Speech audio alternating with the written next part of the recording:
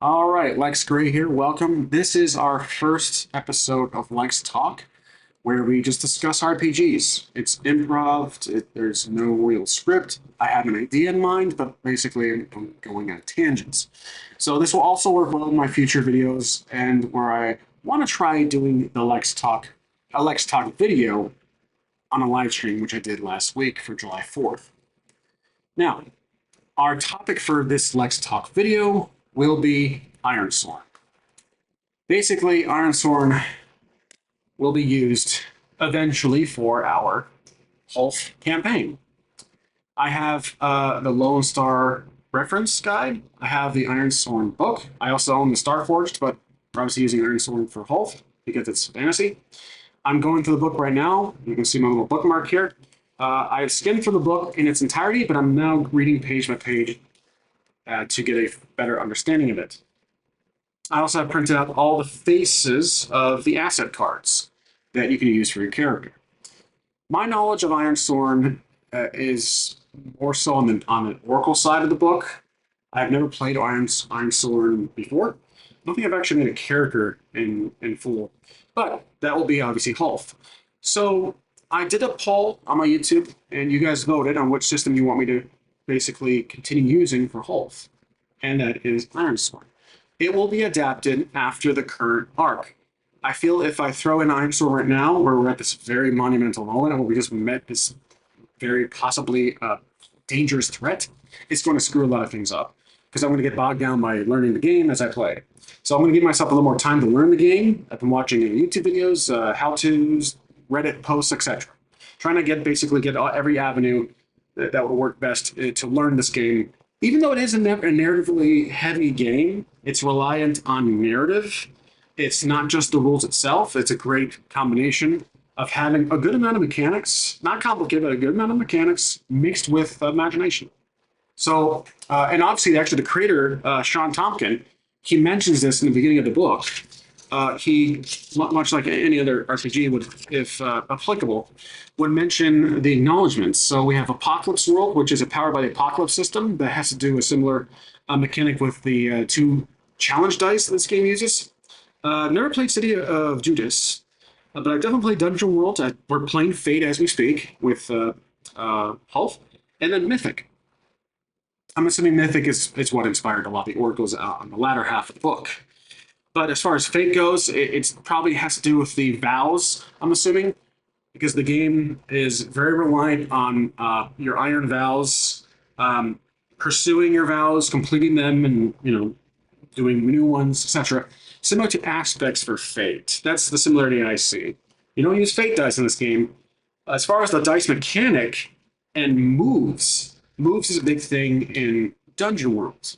There are a lot of different moves you can do. Each move is unique in its own method, especially Ironsworn, basically, from what I looked at.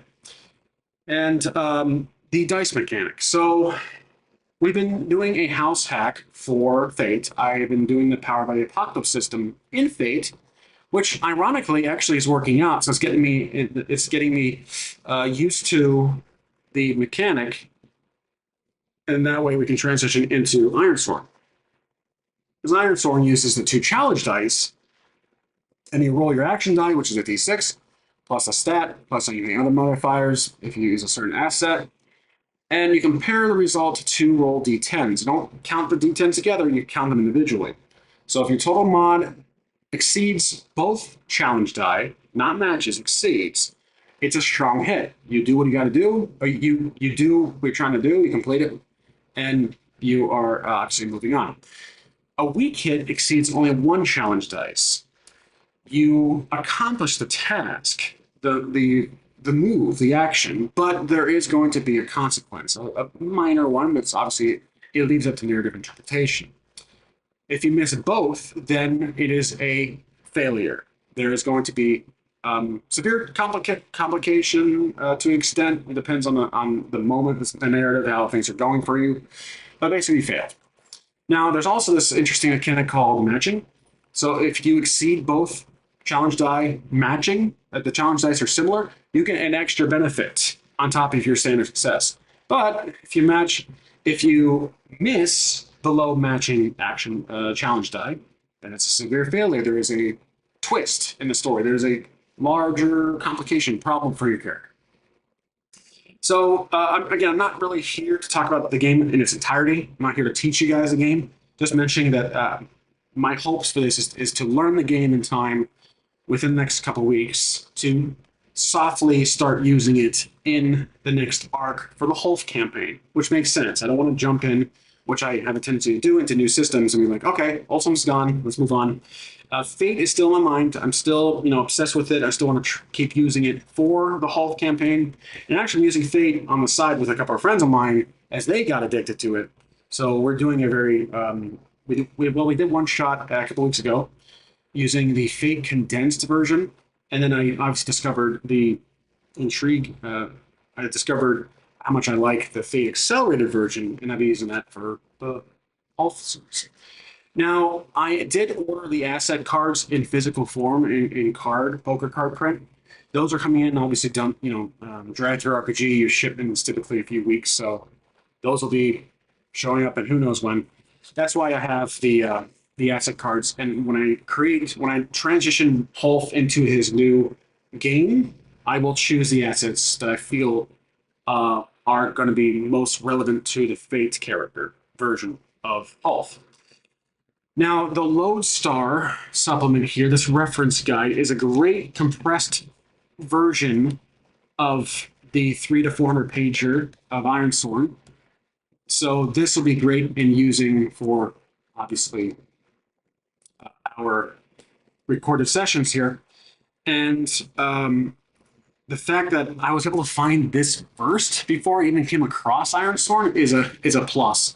So I held on to this thinking that this will be useful. I know for a fact. I was actually hesitant on when I first saw this at a bookstore. I'm like, wait, what is this? It says Ironsworn. I know the title, but why? What is going on here? So reference guide for the Ironsworn. So I was going through it, and I'm like, okay, this actually could be useful. And to my surprise, it had all these oracles. This is before I even knew much about Ironsworn. Besides, I do own Starforged, which I've looked through, but I have never really played it before. So it's up there collecting dust. Obviously I'm in the fantasy mode right now. So Ironsworn Lodestar will be a big help because it's smaller in scale and it's quicker to reference. That's basically nothing bad about the original book of Ironsworn. So this big behemoth here is so vast and rich in detail. It's going to take me some time to really fully read it. I'm not going to obviously read about the Ironlands or the oracles because again we have that here in the Lone Star. We already have a world we're working with. So, and it says that it really does support that in the game. You can use your own settings. I think it helps you convert some things, but basically, I want to mention this. The other appealing thing about this game are the enemies. They're ranked. They only have really two stats: how much progress it takes to harm them, inflict harm on them, and how much they can inflict you with harm. So that's really it. I mean, they have a difficulty level, which basically determines how much progress they take when you hit them. So if they're formidable or if they're like a bother, you can harm them quicker. But if they are epic or very, very dangerous, it takes them a longer time to reach the end of that progress bar. I think they all have the same amount of boxes for progress. It's just how much boxes you fill in per hit is based on their difficulty. And then how much obviously they inflict on you. Your character only has 5 harm. You can take up to 5 essentially harm hits. I don't know if assets, weapons, or armor can soak some of that, or you can deal more hits. Again, I'm still reading the book, but I think you can deal an extra hit if you are equipped with a weapon. Inventory, much like Fate, it's entirely narrative. It has a supply chain, it has a supply tracker, it has spirit, and then it has your momentum.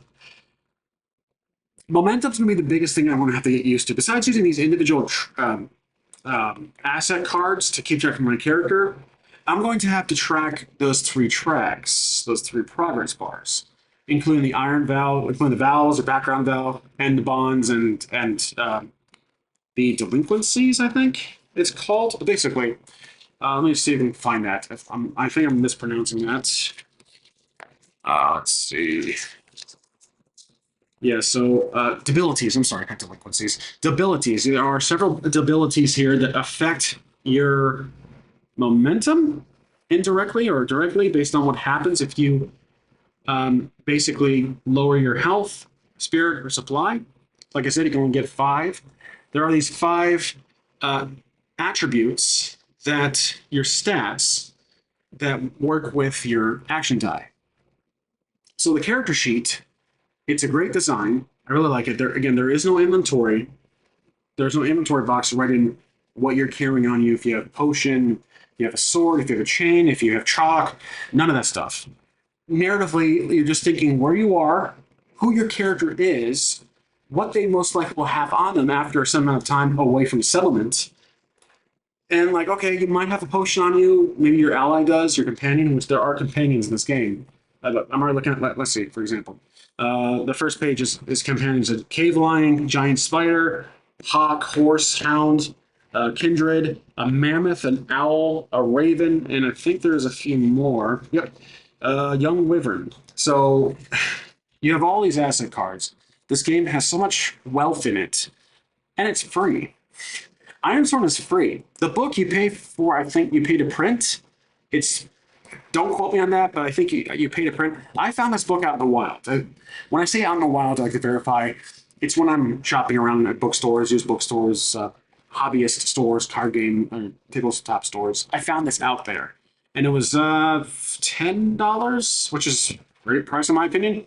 But I prefer to find things locally compared to the last resort, which is buying online, which again, I'd say maybe a fair amount of my stuff I bought from locally, maybe 60, 75% of the things I have, I bought locally. And then a lot, the rest of it's obviously I can't find it locally. I buy online. I'm mostly trying to throw RPG or occasionally itch for the digital copies. So, but yes, everything I show you guys here on the table, I got here locally, even that poker card. But yeah, that's really it for as far as the Ironsworn itself. Again, this is not scripted. I'm not here to teach you or show off the game. Not a sponsored video, obviously. I'm just very intrigued by the game as I continue to learn more about it, continue to read it.